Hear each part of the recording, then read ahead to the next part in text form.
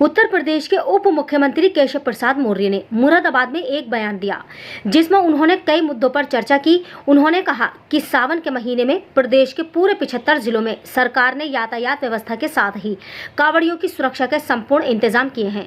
केशव प्रसाद मौर्य ने राहुल गांधी पर निशाना साधते हुए कहा कि राहुल गांधी जमानत पर हैं और उनको जेल की याद आ रही है और जेल जाने वाले उन्होंने काम किए हैं। जिस दिन कोर्ट उनकी जमानत निरस्त करेगी तो उनको सजा होगी। लगातार हार के कारण कांग्रेस बौखलाई हुई है। पूरा north east Bharatiya Janata party और गठबंधन के पास है। जिस तरह से असम के मुख्यमंत्री हेमंत बिस्वा के बारे में टिप्पणी की है वो उनकी हताशा का परिचय है। उप मुख्यमंत्री केशव प्रसाद मौर्य ने सपा नेता आजम खान पर निशाना साधते हुए कहा कि मुजफ्फरनगर के दंगे से लेकर बनारस के दंगे तक जो दंगे होते थे उसके पीछे आजम खान ही थे। प्रदेश अध्यक्ष की दौड़ में नाम शामिल होने पर केशव प्रसाद मौर्य ने कहा, प्रदेश अध्यक्ष हो या राष्ट्रीय अध्यक्ष हो वो भाजपा का ही कार्यकर्ता होगा।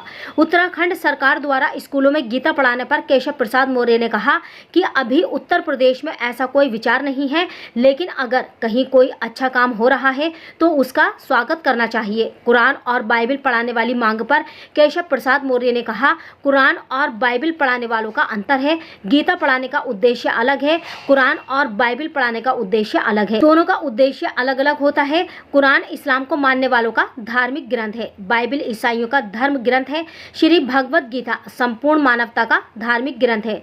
तो वहीं केशव प्रसाद मौर्य उप मुख्यमंत्री ने दी जानकारी। मानव अधिकार इंडिया न्यूज से आसम खान की रिपोर्ट।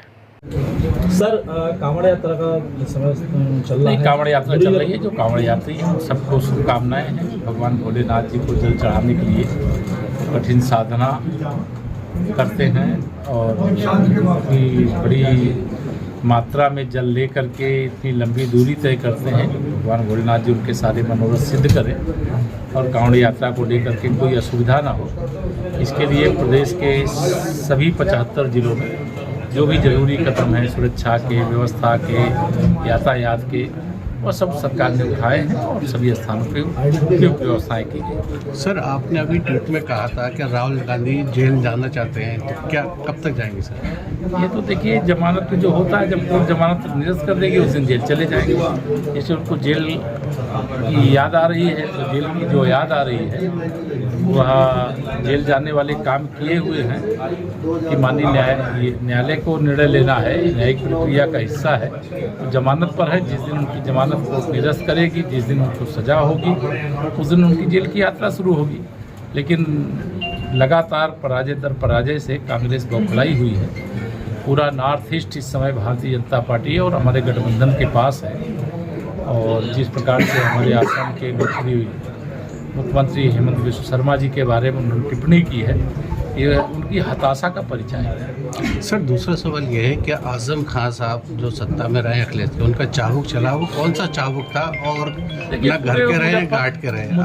मुजफ्फरनगर से के दंगों से लेकर के अगर हम कहें कि बनारस तक के दंगे होते थे या प्रदेश में कहीं कुछ होता था तो उसके पीछे अगर कोई रहता था, जो मुस्लिम तुष्टीकरण की राजनीति होती थी, जो अन्याय किया जाता था, उसके सबके पीछे समाजवादी पार्टी की, चाहे श्री मुलायम सिंह यादव जी के नेतृत्व में सरकार रही हो, चाहे श्री अखिलेश यादव जी के नेतृत्व में रही हो, उन्होंने वहाँ सब कुछ किया जो नहीं करना चाहिए। लेकिन आज डाक के 3 पास।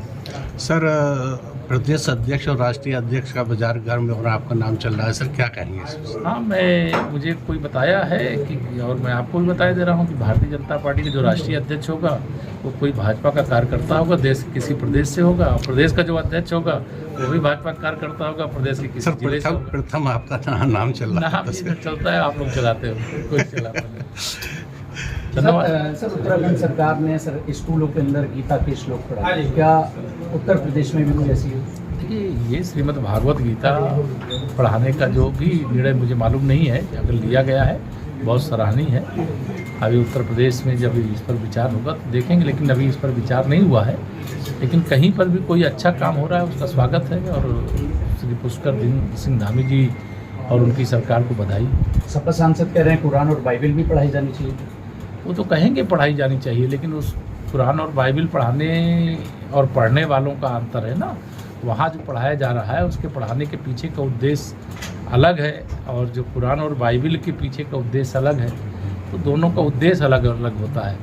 वह एक अगर कुरान को कहे वो इस्लाम को मानने वालों का धर्म ग्रंथ है, और जो बाइबिल है वो ईसाइयों का धर्म ग्रंथ है, लेकिन श्रीमद् भगवद गीता संपूर्ण मानवता का धर्म है।